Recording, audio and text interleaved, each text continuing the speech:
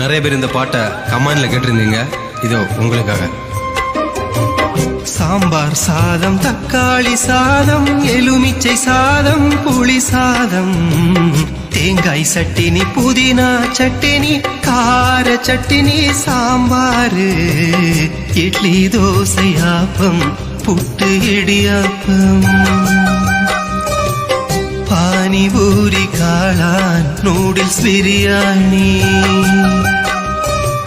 மசால் தோசை, சப்பாத்தி, பூரி, புரோட்டா, பொங்கல், ஊத்தப்பம், பஜ்ஜி, போண்டா, மெதுவடை, காரவடை, உண்ணியப்பம், கொழுக்கட்டை, omelette, மீன் குழம்பு, சோறு, ரசம், கோழிக்கறி, முட்டை குழம்பு, துவையல், ஆட்டுக்கால் சோப்பு.